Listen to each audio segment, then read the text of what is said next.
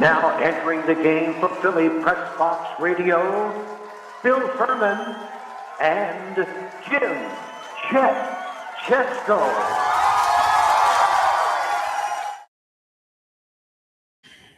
It's Tuesday, June 23rd, 2026. Welcome to the Philly Pressbox Radio. Chet, it's also known as, should be known as Rick Wise Day as we celebrate the 55th anniversary of Rick Wise's special day. If you know, you know. Welcome to the Philly Pressbox Radio, brought to you by the Irish Rover Station House in Langhorne, PA, Cavs, Philly Tailgates, and the STT Sports Network. I'm Bill Furman. I'll be your host tonight, along with my partner, Jim Chet Chesko. And Chet, the Phillies have slowly chipped away at the Braves' lead. It's down to 6.5. I want to say the bats are warming up, and then they come back last night and throw down another stinker. So I'm not sure where that's going. But the race isn't over yet as we're down to 6.5. The NBA draft is tonight. Are the Sixers going to make any draft moves? The NHL draft starts Friday. That's interesting. A lot of Flyer speculation, especially after the Tkachuk blockbuster trade. Also a blockbuster trade today in the NBA. The World Cup has literally invaded the U.S. with nothing but positive vibes so far. Man, there's plenty to talk about in Philly sports. Yeah, always plenty to talk about, Bill. And we'll be sure to keep this week's show to 1 hour, not a minute longer, because I know you got your popcorn ready. You're going to sit your ass in front of your big screen TV and watch night one of the NBA draft. I can't blame you, Bill. Wow. Who would miss that, right? Who would miss that? I think I know who. Yeah, well, let's see. You got the Phillies. You got the World Cup. You got Maine Cabin Masters. You got, what's that? Where they kill people to Discovery, whatever. You got all those choices, Chet. And then you got the NBA draft and the World Cup. Yeah, a lot going on. There you go. Hey, at least there's no awards show on. Let's look at it that way. Not tonight. Hey, but we do have a great guest tonight in now retired Phillies Director of Fun and Games, John Brazer, who will make a return visit to Philly Pressbox Radio. Yeah, and he is still a very busy guy, by the way, as he hosts or co-hosts 3 different baseball-related radio or podcast shows, which we will talk about. The funny thing is, while he no longer is the director of Fun and Games for the ball club, he continues to use that title in life in general, he told us, because like me, Bill, John is a big fan of Fun and Games. I can't blame him there. Nothing wrong with that. Right. Hey, and just for to be clear, you and I sat down with John just a couple hours ago. He was in his new job outside the Phillies. He has a life, and he had to spend it with his daughter at a function, and so he had to switch it up for us to meet with him this afternoon, and we did that just a couple hours ago. Yeah, his daughter, who, by the way, is a senior in high school and will be attending the University of Tennessee in the fall. So, he took some time off, this year to spend time with her in part before she goes away to college. But he is keeping busy, as we said, with all his podcasts and shows and whatever. And we've got that talk ready to go. Should we do it, Bill? Let's do it. Let's welcome John Brazer back to Philly Pressbox Radio. John, great to see you, man. We're going to talk about all the various radio shows and podcasts that you do in just a little bit. They keep you busy all the time, all that stuff. But let's talk a little Phillies baseball first. And we'll first discuss some of the positives. How about the weekend that Kyle Schwarber and Bryce Harper had against the rival Mets, both in nationally televised game? That was fun to watch. Well, and the one game they had was basically almost a week's worth of action. When you have 3 home runs, 2 in the same inning, and then you have about as dramatic as you can get with the, when Harper started off with a home run and then the double and then the single, and the triple is the most exciting play in baseball. And to complete the cycle, which I was shocked he's never had a cycle. It surprised me that it never had. And it's the 11th cycle in Phillies history. I know one guy, Chuck Klein, had 2 of them. So there's 10 different guys that have had a cycle. So it's rare. I mean, we've seen them, right, of late. Weston Wilson, right, and JT Realmuto of note, but then David Bell, I guess, was before that. Then there was I know there was a dry spell. There was almost like a 30-year dry spell. So it's rare. It's cool to watch, though. Hey, John, when you watch the Phillies night in and night out like we all do, you kind of get a little frustrated with this team. Like last night, they decided not to hit after the great weekend. But the one thing I think you have to keep in mind is with these three starters that they have, they can win a short series against pretty much anybody. They can. I mean, you can't say enough good things about Sanchez, and it's interesting, watching.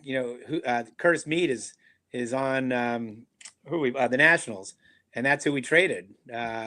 I think it was Curtis Mead for Sanchez. Mm-hmm.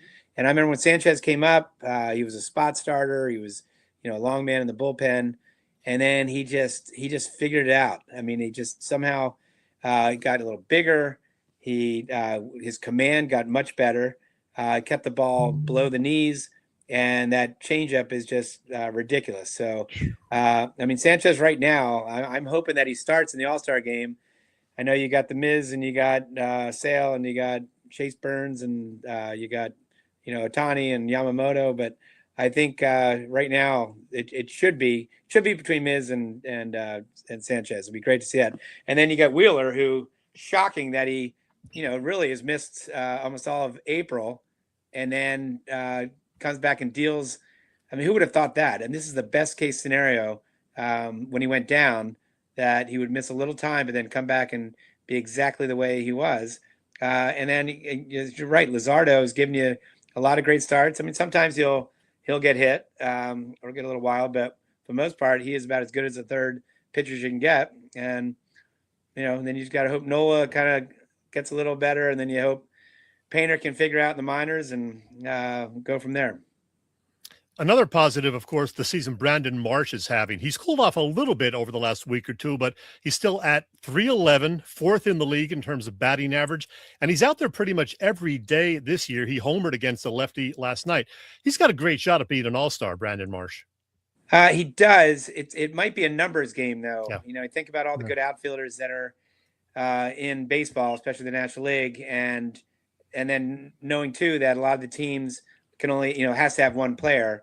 So some of the lesser teams, their one player could be an outfielder, which could again become a numbers game, especially when you consider that Sanchez is a lock, Schwarber's a lock, Wheeler, he should be on, but again that could be a numbers game, and he might be penalized for missing good part of April. Duran is a lock, you'd think, right? Yeah. So and then Harper, you would think Harper, how does Harper miss the main stage with, in Philadelphia in his hometown, Major League Baseball with the spotlight on him. So again, if all those guys or most of those guys get in, then I hope that Marsh, because he deserves it. He was a highly touted prospect coming up through the Angel system, and he has all the tools. He really does. And he's been hitting just his hard hit rate, just everything about Marsh. It's really good to see because he's one of my favorite guys on the team. Hey, John, you've been around this game long time, and you've seen prospects and heard about prospects. I think we all knew Andrew Painter would struggle, that Crawford would struggle. They're rookies. Things happen. It's not a picnic. Is there a miss here, do you think, with Painter? I find it hard to believe an entire organization missed on this kid. No, because it's not just the organization. It's every team coveted Andrew Painter. I think, when you're coming off Tommy John, just some guys come back differently. Some guys can come back, and usually your velocity comes back, but your command takes a while to get there. And that's, he's struggling with his command, especially commanding the fastball. I think he just needs to get out of the minor leagues and simplify things and kind of just get his head straight. But he's got to just work on commanding that fastball. And I think, and maybe it's simplifying his arsenal too. He's got 6 pitches. Maybe he needs to kind of, go down to 4 pitches and really kind of work on those 4 pitches, and especially the fastball. So I think he's going to be fine. I mean, there's a lot of cases of guys that struggled out of the gate. You look at the guy we had, Halladay. Halladay was a big prospect and sent down to the minors. Then he came back and he figured it out. So I think he's got too good of an arm, and supposedly his mental makeup is very good too. I don't really know Andrew Painter, but everyone tells me he's got a great mental makeup. So I'm not that worried. I think he's going to figure it out. Crawford, he's got a lot of the tools. hits a lot of ground balls. We knew that, but he makes contact, which is good. I think he'll play himself into a bigger role, hopefully. I'm a little more worried about him than I am with Painter, but I think he should be fine. So, John, as we speak, the trade deadline is about 5.5, 6 weeks away. I think it's August 1st. But the Phils do have some needs, obviously. The Adolis Garcia injury hurt them. He was only hitting 195, but great outfielder, and they've really struggled to fill that void. They could probably use some more pitching help, either a starter or a reliever. What do you see them doing between now and August 1st? Well, I mean, look, everyone keeps talking about this window we have.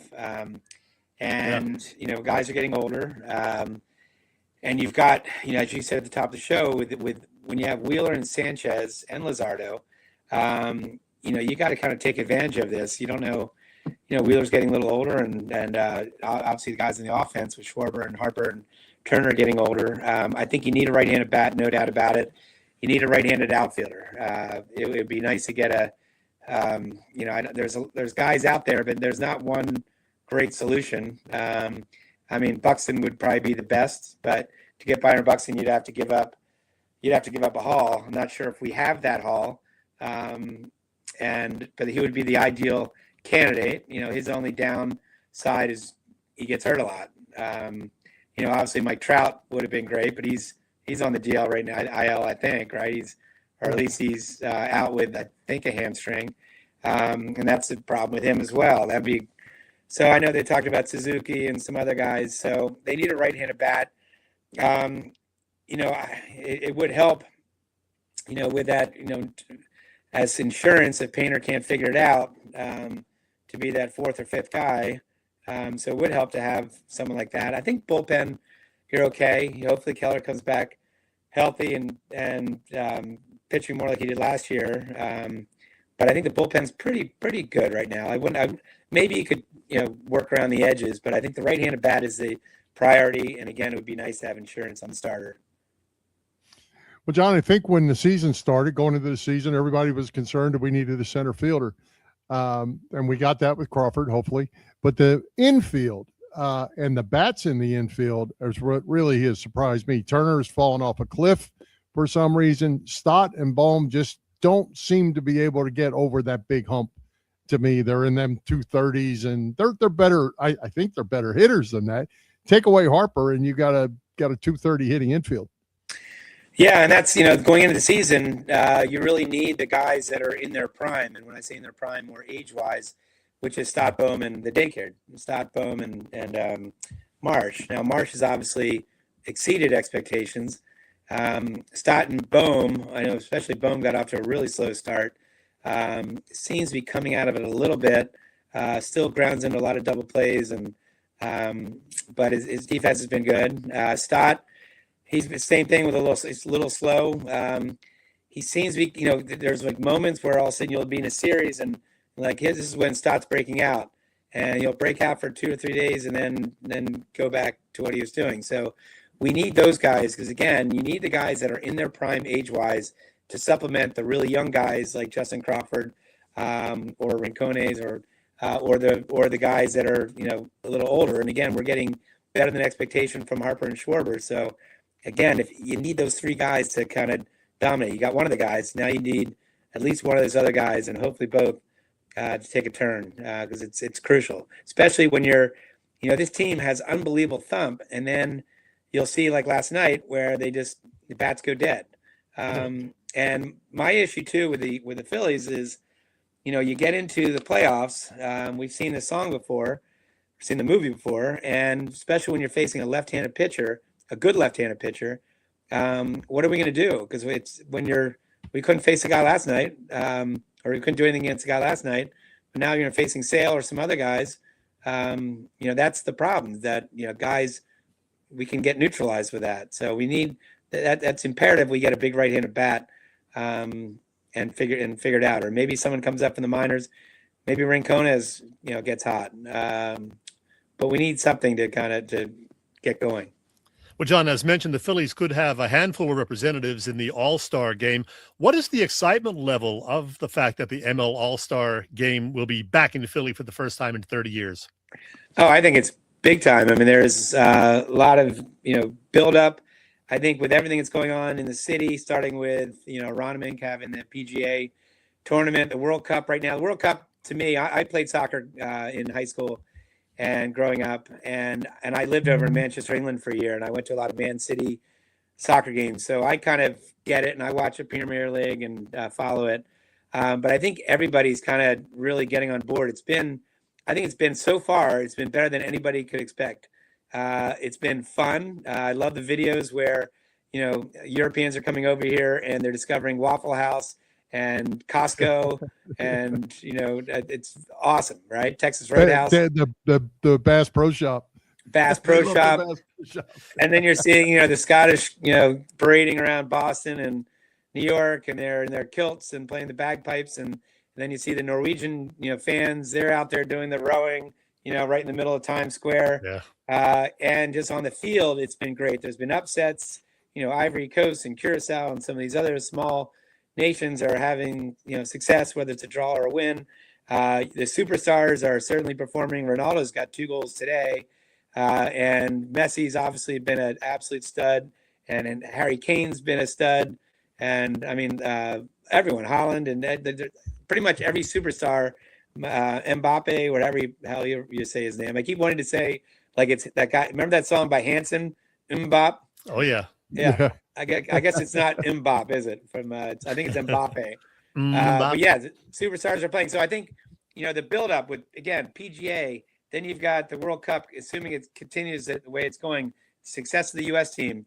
And now, I think the spotlight will be, as we're getting the end of World Cup, spotlight's going to be, wow, we got some more excitement because we had the All-Star game in Philadelphia, the Home Run Derby, and the everything else, Fan Fest that's going on. So it's, and the teams, I was a little worried in April that, we're going to have a 1996 situation where we have one representative when the team is home.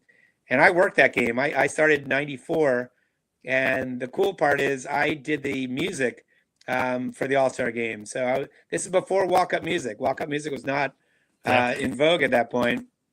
But I put my own spin on, Frank Thomas come up to bat. I played Hurt So Good. And, I knew some of the songs that they would play for other players for a little bit, but again, not walk. It wasn't player requested. But one quick story, when I did that 96, we had rehearsed this. LL Cool J was on the dugout for the 7th inning stretch, and he was going to sing Take Me Out to the Ball Game, and we had practice. So it gets towards the end of it, and I thought he was done because he started leaning over to the right. I thought he was getting off the dugout and I turned my back to him, and I turned the mic down, and next thing you know, everyone in the booth's going, he's still singing. So I turned my back around, and he's trying to sing into a mic that's not working because I had the volume down, and I had to make the quick decision: do I pull the volume up and admit my error to everybody, or keep the volume down and just have LL Cool J mad? So I decided to just have LL Cool J mad, and I kept the mic down. Oh no! Nice. Hey, John, you mentioned we talk about the All-Star game. I have to ask you the game that Mizorowski threw against the Phillies a couple weeks ago. Man, what a amazing showing. How does that rank in games that you've seen over the years? And you've seen many. It's right up near the top of my list. Well, you're one hit away from a no-hitter, right? You're throwing 104.5 miles per hour as a starter. That's not a reliever can come in and save his arm. This is a starter. And that first inning was just incredible. Wow. I mean, incredible. Like just I think he had 3 strikeouts, right? And he threw just, if you look at the miles per hour, just felt like it's going up. Just a dominant performance. I mean, it's almost like Sanchez's changeup where the catcher could tell the hitter, just let you know there's a changeup coming, and he still can't hit that changeup. Well, same thing. They always say if you put a fastball down the middle, you can hit, any major leaguer can hit it. Well, when you're throwing 104.5 miles per hour fastball that's got a little movement too on it, it's good luck. So yes, it's got to rank as one of the best. He didn't have a walk either. I mean, he almost had a. I mean, if he didn't give up that one hit, we'd be talking about that as one of the greatest games ever. Yeah, he's incredible. Other than that matter of fact, today's the anniversary of that. By the way, is that right? Rick Wise game. Yeah, we had him on our podcast, and Tom and I didn't know Rick. We know of him, obviously, his story. And he happened to be at the ballpark that day. So we grabbed him, and great guy, fascinating story. And we kept saying that the only one that can maybe top that down the road is Ohtani, because, assuming he still pitches and hits. Yeah. Because, how do you beat that? No hitter and 2 home runs. Right. Phenomenal.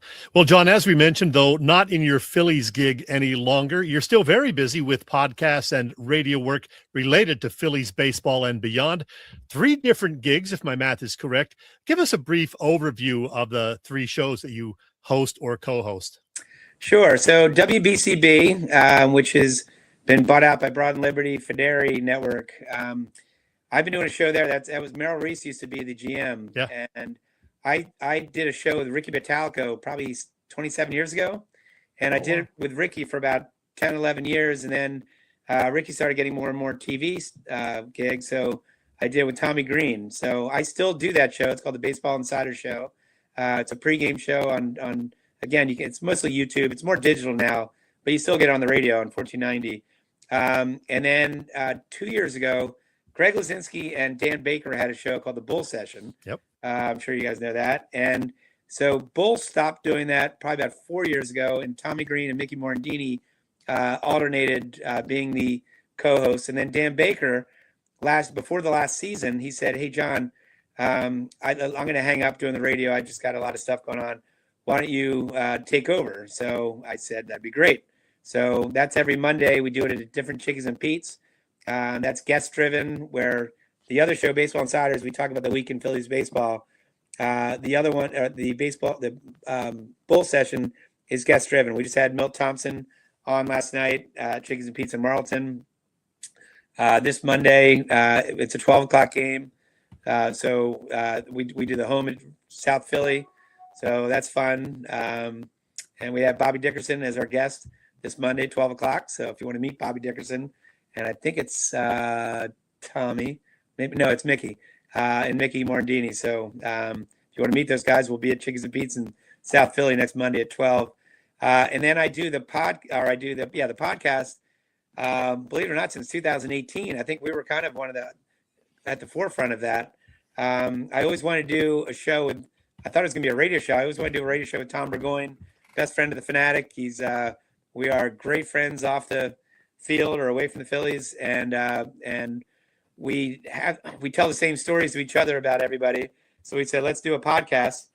So in 2018, we started this. The concept was to interview Phillies employees that had cool jobs and have listeners be able to find out what it's like to be a ground crew member, or what it's like to be the PA announcer, or what it's like to be the person in charge of national anthems and first pitches.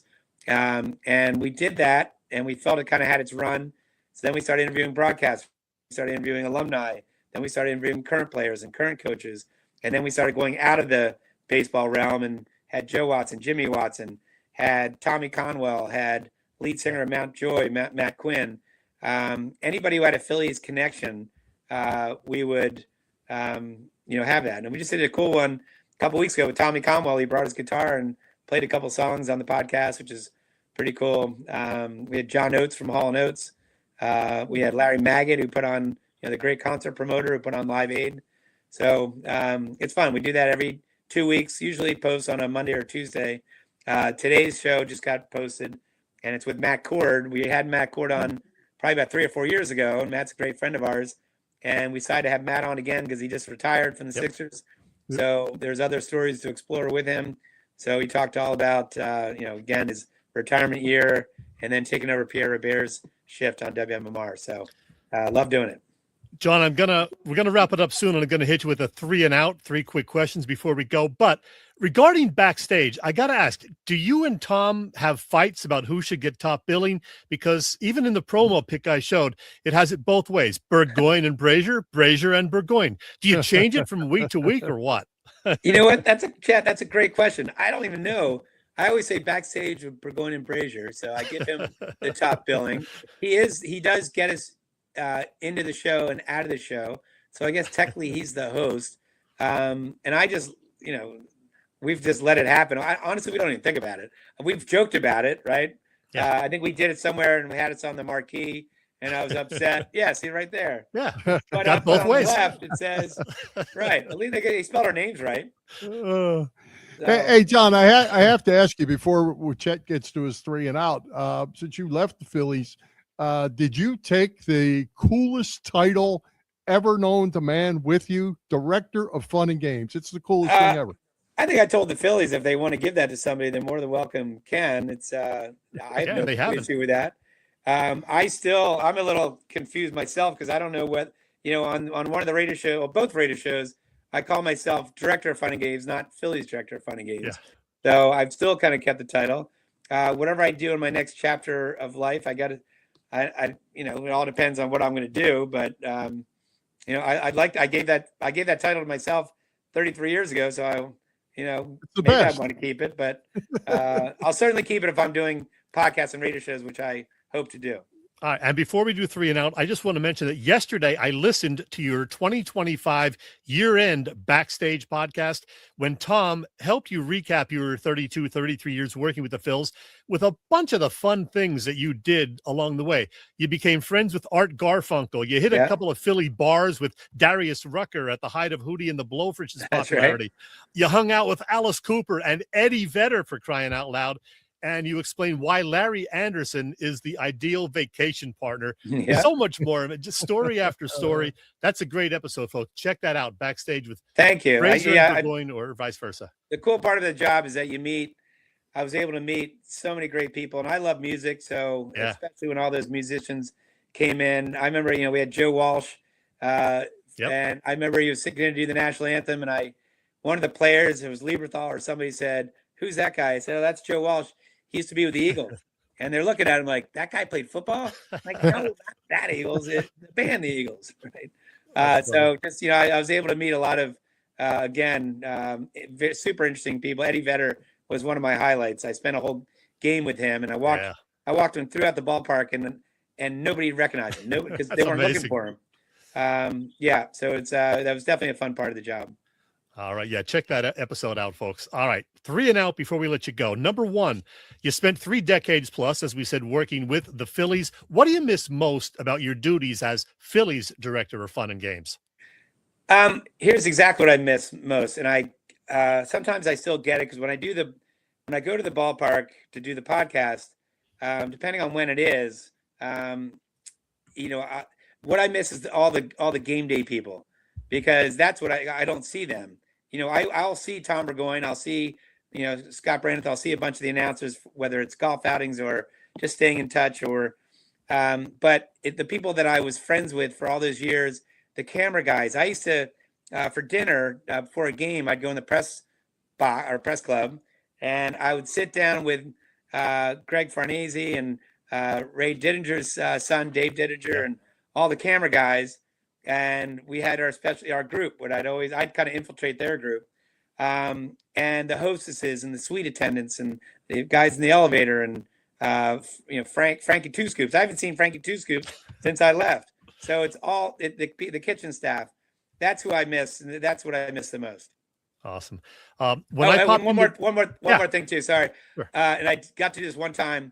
I usually would go up to the broadcast office and. About 4:00 for a 6:40 game, and it was before they started really preparing. And I'd go up there.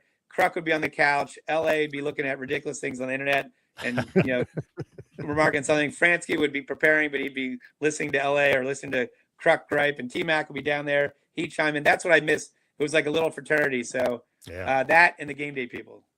Awesome. Number 2, when I popped into Chickies earlier this month to catch a bull session, I think I heard you say this, but maybe I misheard you. Did you say you drank from the Stanley Cup?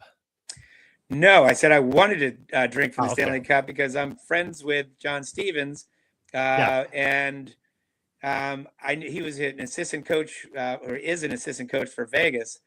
So I was kind of hoping that Vegas would win, because John Stevens has a place in Sea Isle. And I knew that he takes the Stanley Cup. He's won it 3 times. And I knew they'd done that, and I wasn't able to do that, probably because of the Phillies job. So I was ready to go down to Sea Isle and drink from the Stanley Cup. But I would I'm a huge hockey guy. I grew up playing ice hockey. I was captain of my high school team. I played men's league till 50 years old. I just went out and bought a street hockey stick today, as a matter of fact. Wow. Because I'm going to start playing some deck hockey. Nice. And number 3, finally, as you noted, you're a big music guy. Which 3 or 4 acts have you seen most in concert? That's pretty easy. It's Dave Matthews is one of them because I went to UVA. Dave Matthews was a bartender when I was in school, and then when I graduated from school and then lived in DC, Baltimore area, he played DC all the time. He played our fraternity, so I saw him like before he exploded, and then I started to get to know some of the guys in the band. So Dave Matthews definitely one of them. Allman Brothers, I'm a huge Allman Brothers fan. So and Derek Trucks and Warren Haynes and all the different people that have been part of it. So I've seen the Allman Brothers a million times. And then it's going to be tied between 2 bands. There's a band, it's kind of an alternative band called the Jayhawks, which I absolutely love. And every time they come into town, I'll see them. And then the Grateful Dead, or any iteration of the Grateful Dead, whether it's Dead and Company or Phil and Friends or Rat Dog or any of the, so, and I saw Jerry a bunch of times with Grateful Dead. So sure. One of those. So I don't know if that, I gave you 4, I cheated. That's fine. Bill, wrap it up. Good stuff. Well, John, we've taken up all your time. We appreciate you coming by. And you have a birthday coming up. So happy birthday too. Thank you. It's the 40th anniversary of my 21st birthday tomorrow. Beautiful. And does that mean there's a round of golf coming? I'm playing golf tomorrow morning. Yes, I am. There you go. And it's going to be a beautiful day tomorrow. So enjoy. Thank you. I appreciate it. Hey, Chet, great visit from John. That's for sure. Yeah, that was fun. We enjoyed that. Absolutely. Hey, Chet, Philly Pressbox Radio is part of the STT Sports Network, as in Set the Trends. It's a network set up by our pal Phil Stiefel, host of the terrific Trending in the AM show that you can find every weekday morning on the STT Sports Network YouTube channel. Check out Phil. Be sure to subscribe to the channel. Phil's show is on there, and so is ours. Yep, you can find Philly Pressbox Radio there in addition to on our own YouTube channel and on our Facebook page. Again, it's the STT Sports Network, setting the trends for what sports talk should be. Chet, summer's here. It's hotter than Hades, at least down in these parts. What kind of activities does that bring to the Irish Rover Station House? Well, Bill, the Irish Rover Station House in Langhorne, PA is just a fun place to visit any time of year, but maybe especially in the summer because, they have that great outside patio. They have special cocktails available all summer. You'll always find an impressive food and drinks menu there as well, plus happy hour deals on beer and apps Monday through Friday, 5 to 7 p.m. You get dinner specials Thursday through Sunday, a Sunday fun day menu, and, of course, 24-plus beers on tap. There's also trivia every Wednesday and live music most weekends. Oh, this Friday, 5 to 8 p.m., Pat Toohey and Harry Miller are there. They'll bring an evening of rock, Irish, and traditional favorites to the Irish Rover. That's the Irish Rover on Bellevue Avenue in Langhorne and on the web at irishroverstationhouse.com. I like beer because it is good. I drink beer because I should. Hey, I'm Lou Bryson. I know a lot about whiskey and beer. I don't know a whole lot about Philadelphia sports. I leave that to Bill and Chet on Philly Pressbox Radio. Cheers.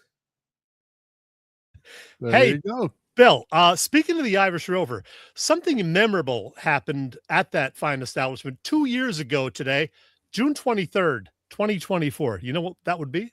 I think we were there. We were indeed.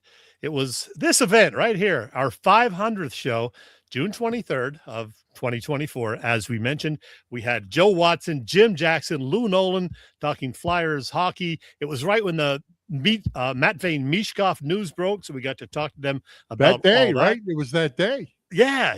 That morning, I believe. That was pretty timely. That was nice. And we had a group picture, of course, with everybody there. That was cool.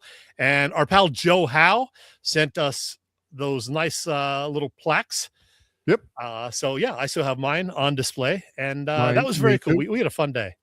And we actually got those signed by our 3 guests we did. Before we left. That was after the picture. Yep. Indeed. And you know what's amazing? That was 2 years ago exactly, and that was show number 500. We are doing show number 606 right now. So we've somehow managed to do 106 shows in 104 weeks since then. So We need a week off one of these days, Bill. Yeah. I had to take one last week, Jed, and You did. Life had a good kind of time, got in the way in Key West. What can I tell you?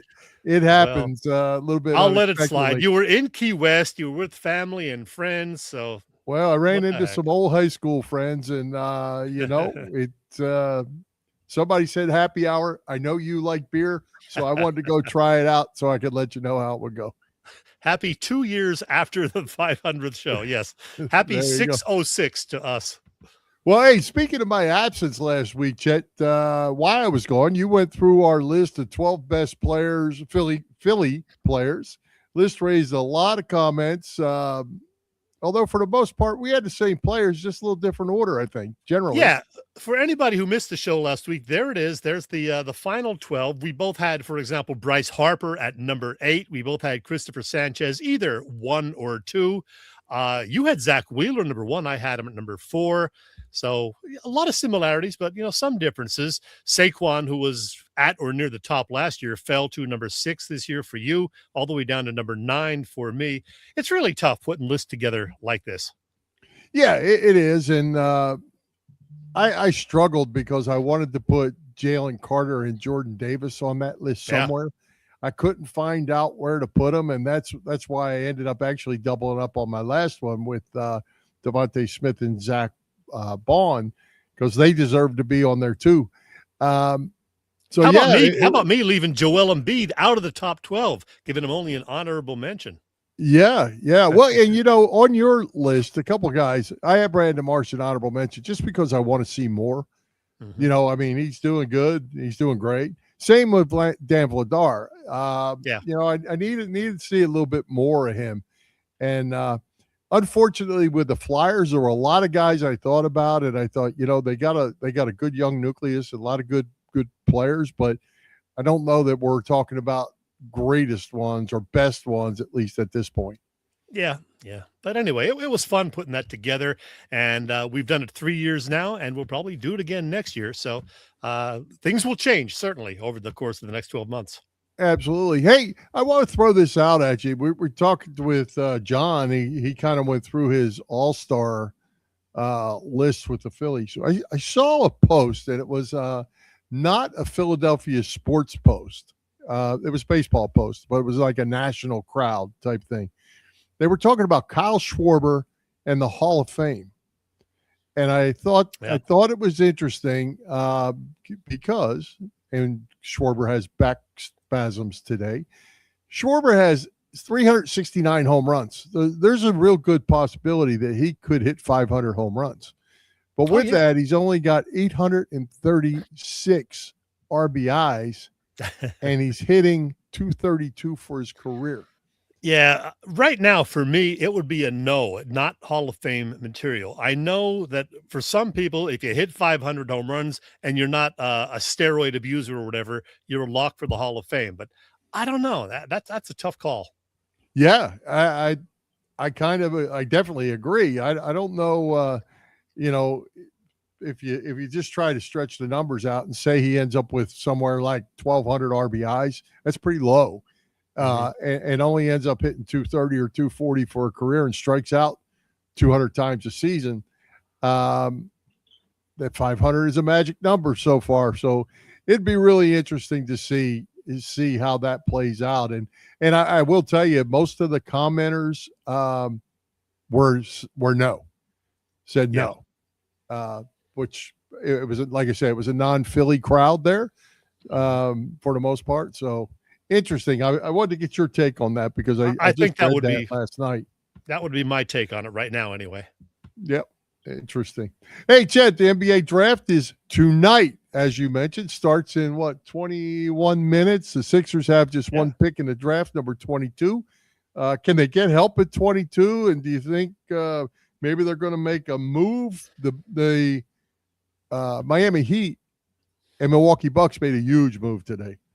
Yeah, we'll talk about that in a second. But regarding the Sixers, Bill, I got to be honest. I'm going to put up a list right now of the guys that they call the top 30 players that are available. And well, first of all, that's not the one. No, it's this one right here. It's right there. It's very difficult to read. So the heck with that list. But secondly, I couldn't tell you a damn thing about pretty much any of these guys. I don't follow the college game closely enough. But to your question about the Sixers, could they make a deal, moving up or down?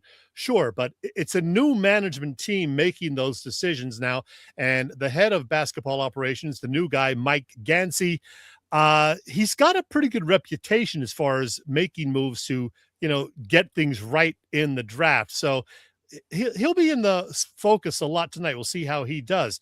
Our pal Keith Pompey said yesterday on his Locked On 76ers podcast that he's of the belief that the Sixers will simply draft the best player available when their turn comes up rather than target a specific position, be it, a wing, a power forward, whatever. I mean, let's face it, the Sixers have lots of needs. They pretty much have needs everywhere other than maybe at guard where they have both Tyrese Maxey and VJ Edgecombe. So what are they going to do? I don't know. I was listening to WIP this afternoon. Ike Reese likes Dukes, Isaiah Evans, and Bob Cooney was on the other station today, 97.5 The Fanatic. Bob Cooney, who was on with me last week, and he likes 3 players who he said could be available when the Sixers pick at number 22. He mentioned these 3 guys: 6'7" Dalen Swain. He's a wing out of Texas. He also mentioned Cam Carr out of Baylor. He's a 6'5" wing, but a couple of the mock drafts I've seen have Cam Carr going the 14, 15, 16 range. Yeah. So he's probably less likely. And Cooney also likes Bennett Sturts. He's an Iowa point guard. Now, would the Sixers take another point guard, even if he is the best player available? He's 6'4", and I don't know if I would take another guard, even though he may be the best player available right there. So, I don't know. Yeah, well, I'd be really surprised if they took a guard. Yeah, but hey, so in some of my research I was doing, I saw a bunch of mock drafts, and specific to the Sixers, and there were like 10 guys that were polled. Sports writers and whatever, and they picked 10 different guys. So there's no one, I guess, really expected to be locked in. But here's my guy, Chet. I got a guy for you. You got a guy. And I'm going to probably hack his name because it's foreign. He's from Estonia. All right. I'm going to go with Henri, Henri. I'm going to go with Henri Veesaar, Veesaar. Started out at Arizona. He finished his third year this year at University of North Carolina. He's 7 foot tall. He's 22 years old. Nothing but upside. 3 years ago as a freshman, he averaged 2 points a game. This year, he averaged 17 points a game at North Carolina. And from what I read about him, is he's the kind of guy they could put on the court with Embiid, get Embiid out of the paint to do what he likes to do out there somewhere. And then this guy can actually play inside. Obviously, he would have to continue to develop and continue on the upside that people think he has. That's where I'm going. I'm going that they're going to go big man, and they're going to do something because they got to fix that big man they got somehow. Yeah, and I've heard his name mentioned as a possibility if he were there at 20. So, you never know. It could happen. As far as Embiid and even Paul George, it's weird that you haven't even heard any rumors about anybody have any interest in trading for either of those guys. So I think we're going to be stuck with both of them for the next year or two. Yeah, well, how much money are the Sixers willing to eat, first of all, because nobody's going to take the contract. So exactly, you're going to have to figure out how much you could swallow before that happens. Now, speaking of swallowing, holy cow, Milwaukee and Miami made this trade. Giannis goes to Miami. What's their 2 or 3 number ones sent back and a handful of players? It was a 6 or so player deal. And there were a couple other players that also go with Giannis down to Miami. Yeah, and I didn't realize, but Giannis is 31 years old. He's been in the league 12 or 13 years already. That time just flies by, as we were saying before the show. But, man, I think Milwaukee's actually making a good deal. Giannis has had some injury problems over the last couple of years. And even though he is still one of the very best players in the league when he's healthy, I could see why they would move on from him. And they got, as you said, a real haul in return, including 3 number 1 draft picks, number 13 overall this year being one of them. So this looks like, to me, a steal for Milwaukee. Yeah, I think it's a good deal. I mean, and especially you have a guy he's done. He don't want to be there anymore. So it looked like Boston was really wanting to deal too, but the deal wasn't as sweet as what Miami was doing. So they went with the Miami deal. But Boston wanting to be aggressive as well. They got a pretty good club. Yeah, and Boston was talking about sending Jaylen Brown to the Bucks. So now you wonder, Brown knows that he's not really wanted anymore maybe in Boston. So are they going to send him somewhere else in part of the package? There could be some deals tonight while we're watching the draft, Bill, which, you will be watching, because you're not going to watch the Phillies because they're getting crushed. They are getting crushed. It looks like 5-0 is the last thing I see up here. Yeah. Yeah, it'll be interesting to see how it plays out. Only one pick in this draft for the Sixers, obviously. So That's just it. 2 rounds. Number 22. But they just have the one, and they need to hit. You can't miss on this when you only have one pick. That's for sure. Yep, and they will soon be on the clock because, as you said, the draft gets underway right at 8 p.m. Eastern time, or about 15 minutes from now. Yep, and the NHL draft is also this week. The Flyers are light on picks. Also, they have 21 and 53 are their only early picks. They only have about 4 total, and they're in the others are in the bottom. Is Danny Briere going to be in a dealing mood? Because Chet, they made the playoffs now. They're on an upswing. They need to hit it too. They can't blow a draft. You gotta hit these guys. Yep, and there are those picks, as you said, 21 and 53 overall, and then nothing until the 6th round. So last year they had, 9? And I think next year they also have 9, but only 4 this year. I read something from Bill Meltzer, our old pal, who writes a lot of stuff for the Flyers website, and he was mentioning how, because the Flyers pick at number 21, the Flyers have actually had some success over the years drafting in that 20 to 25 category. Listen to these names: Simone Gagne, taken number 22 overall in 1988. Claude Giroux, 22nd overall in 2006. Scott Lawton, number 20 overall in what proved to be a shallow 2012 draft pool. Travis Konechny was taken 24th overall in 2015. And just 6 years ago, Tyson Forster, 23rd overall in 2020. Now, in each of these cases, none of these guys was immediately NHL ready right out of the draft. They had certain question marks, but each one, of course, ended up playing a significant role in the Flyers organization down the line. Yeah, they're hits. They're hits for sure. That's good. Say. Yeah. They need to do that again, and we'll see how it plays out. You weren't on the show last week, but what did you think of the trade last week for what they say is a better backup goalie than Ersson in that Joe Wool guy, or Wolf, or whatever his name is?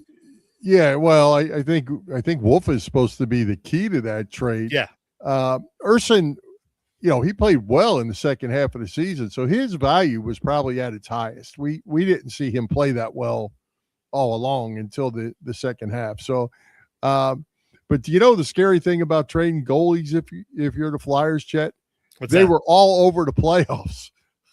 Old Flyer goalies were all over the playoffs, and gee whiz, you just hope they don't get away from here and all of a sudden they're great, like the ones we already saw. While we're talking about hockey, the good news, we had this guy on 2 weeks ago. And Cold War in Philly, the documentary that we talked about with the guy who produced it and directed it and made it, has announced that they will have some more showings over the next month or so. Oh, great. So, check out the website, coldwarinphilly.com, if you want to see that terrific documentary about the Flyers Russia 1976 game 50 plus years ago. As I said, when we had Joe on, it is really, really good. And now they've had a bunch of sellouts, and now they've added 4 or 5 more dates. So check the website for information, coldwarinphilly.com. That's awesome. I got to figure out how to see that before. Yeah, you really have to. Yeah. Hey, Chet, what's going on with the best tailgaters in Philadelphia? Bob Cavanaugh and the gang of Cavs Philly tailgates. These guys, Cavs Philly Tailgates has been cooking up a terrific catering business for some 35 years. Cavs, a 3-time winner of Philly Tailgates Jack Daniels Great American Tailgate Party Contest, and a past winner of the Philly Daily News Tailgate Award. Cavs also does corporate events, parties, you name it. Of course, Cab is best known for those tailgates before sporting events and concerts. And there's one coming up soon before the Phillies-Yankees game on July 15th. There's another one before the August 7th Wall of Fame night game when Chase Utley gets inducted. Plus, there will be tailgate parties before a couple of concerts at the Link. Country star Morgan Wallen on August 1st. And then before the AC/DC concert in late September. Get details on those and other events at Cavs website, phillytailgates.com. And if you do have any questions, you can email them at cavscatering@verizon.net. Cavs Philly Tailgates is the way to go. Yes, it is. Hey, Chet, great guest tonight in John Brazer, who is coming to Philly Press Box Radio next week. Well, next week, Bill, we're going to bring back a guy that you actually mentioned about a half hour ago or 20 minutes ago. We tried to have him on every 4 to 6 months or so, and it has been 5.5 months since he last graced us with his presence. We're talking about this guy, the cornerstone of the STT Sports Network and host of the daily or nearly daily Trending in the AM show, former pizza shop owner and forever Philly sports fan, our guy, Phil Stiefel. Always fun to get Phil's take on what is happening across the Philly sports scene. Looking forward to that. Chet, the World Cup has invaded most major cities in the U.S., and it seems like a blast, or should I say a party? Yeah, big party. They're even playing some soccer, too. You've been paying any attention to the games, or at least watching the news of the blast these people are having from all over the world? I've seen some of the highlights, and yeah, it does look like it's going really, really well in Philly and elsewhere. Big crowds everywhere, and then they turn it into like a little mini festival surrounding every single game that they have.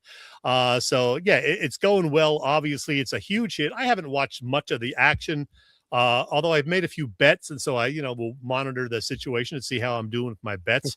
You win some, you lose some. But the thing that I found most fascinating is what we mentioned a little bit with John Brazer, how, some of the people are coming in and just finding fascination with, Costco and the Bass Pro Shop and ranch dressing, Bill.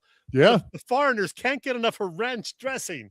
Yeah. Yeah. They're having trouble getting it through security at the airport. They're trying to take so it they're home making little tiny bottles so they will be able to take them. Yeah. Yeah, I mean, this is a boom for some of these companies, right? We start. Oh my goodness! Well, and the other thing too that I saw where the fast food restaurants on every block, they're like, what? You just walk in and get this stuff. It's pretty cool. And how about them drinking Boston Dry?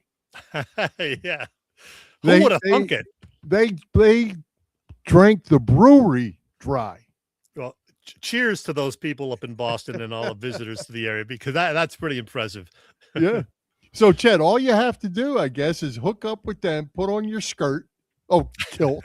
Kilt, yes. Kilt, skirt, and drink pints by the bundle. Sounds like something. They interviewed a guy on the game the other night. It might have been last night. I might have seen this morning. Anyway, they interviewed him. He literally had a stack of beer cans in front of him. A stack. He must have had 15 beer cans. My kind of guy. Yeah. Oh, good for them though. Good for the United States. So far, it sounds like not any trouble anywhere, and people are getting to enjoy themselves. And oh, the other thing I wanted to mention to you is, that whatever that army's called, that wherever they're coming from. Anyway, they're marching through Little Havana down in Miami. Like, you don't even walk through Little Havana. Wow. And they're marching in hundreds of people down the streets, and all the crazy. It's a crazy neighborhood, really crazy neighborhood. They're all standing up on their balconies and stuff, looking out their bar windows, and all these nut people who don't know any better, they're just out there having a time. Wow. Good for them. It's great. It's great. So, wow. And good luck to the United States, of course, who has already won a couple of games impressively. Right. And Thursday night. Yeah. Yeah, they'll be playing Thursday night. That will be can't miss TV. That's for sure. Is that the late one? Is that the 10 o'clock game? It's 9 or 10. Yeah. Yeah, I think it is the late one. Yeah. Yeah. So I have to say, Chet, soccer is probably one of my very least favorite sports. But one And of the your reason sons is into it, right? Well, yeah, my oldest son is here on break from the Colts, so he watches every bit of it. But the reason that I don't like soccer was Billy, my oldest son, and Mike, my middle son, were in high school. And I think Billy was in 11th grade. Mike was in 9th. They're 2 years apart. And they were both playing one varsity, one JV at the time. And both games were nothing. And I was like, There's a lot of that. no, this is not my thing. But as it turned out, when Billy was a senior, they actually won the state championship. And those games were a blast. They were fun and to win. So that's my good side of soccer was the state championship. My bad side, I'll never forget those 5 hours of my life that were 0-0 in the cold. Oh my! Sitting watching that. So anyway, I have actually been watching some of it. It's been pretty good. All right, Bill, we only have about 4 minutes left. So I'm going to tell you something right now. I don't like to admit things, but I occasionally make some dumb decisions. No. I do admit that. But every once in a while, I decide to do something, and it turns out to be a pretty smart move. Oh. You'll recall, or maybe not, that back in April, I reviewed the 5-episode HBO docuseries called Born to Bowl, and I enjoyed it so much that it inspired me to at least consider coming out of bowling retirement and joining a summer league. As I had noted in that piece, I bowled regularly as a young'un, and then again from 1990 through 2008. I was actually pretty decent. I averaged 193 at my peak and 183 in what turned out to be my final season, 2007 and 8. I ultimately decided to give it a shot, and I joined a 16-week summer league for seniors. I still don't really think of myself as a senior citizen, but hey, it is what it is. And I got to tell you, 7 weeks in, it's turned out to be a terrific decision. I've met some nice people. I'm having fun. And most surprisingly, I'm bowling better now than I did 18 years ago. Go figure. I was hoping conservatively to average 170 or above in my return, but I'm far exceeding that. Yeah, since opening week, my overall average has gone up 5 of the 6 following weeks. I've bowled 7 200 games, including a 257 and a 256, and my season average now stands at 187.3, or 4 full points higher than what I averaged in my last full season back in 07-08. One thing that hasn't changed, I still struggle to make 10 pins. I'm just 11 of 23 in making spares when I leave a 10 pin. Oh, well. Hey, I'm still a work in progress. You can't have everything. Bottom line, bowling, the everyman sport, is fun. There you go. Yeah, I'm having a blast and bowling really well. So it was a good decision for a change that I made. Well, there you go. Good for you. At least, and it gets you out and gets you doing something constructive, and they sell beer there. Yeah, and I can drink beer at like 12 noon, so it's another good reason. I'll throw one little tidbit since you mentioned that. One of the things we were laughing at is we were walking to breakfast in Key West, 9:30 in the morning on Duval Street, live music, live band, and drinking. 9:30 a.m. Oh, yeah. I was looking for you. I didn't see you. I would take part if I were there, man. I thought about it. Hey, one last thing. Man. I'm going to be out of town this weekend, so I can't be there. But we talked with both Ray Didinger and Glenn Macnow about this in recent weeks. This Saturday night, June 27th, a night to remember as they take a look at all the great patriotic sports movies that have been made over the years. Rocky, Miracle, and many, many others. So if you're available and interested, check that out. That's at the Players Club of Swarthmore this Saturday night. Get your tickets via sportsmovies2026.com. Good luck to Glenn and Ray on that.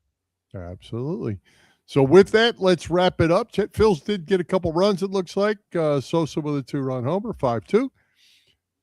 Let's thank tonight's special guest, John Brazer. Our sponsors, the Irish Rover Station House, Cavs Philly Tailgates, and PPCC 118 Raz Room. For Jim Chet Chesko, this is Bill Furman. We hope you enjoyed the show, and we'll join Philly Press Box Radio next Wednesday, June the 24th. That ain't right. July the 1st. Tomorrow. July 1st, yes. July 1st at 7 p.m. You see us live on Facebook, on our Philly Press Box Radio YouTube channel, and on the STT Sports Network YouTube channel. And listen on Apple Podcasts, iHeartRadio, and all the others. High hopes, Philadelphia sports fans. And Chet, we got to add, let's go Phillies. Cheers. Bye.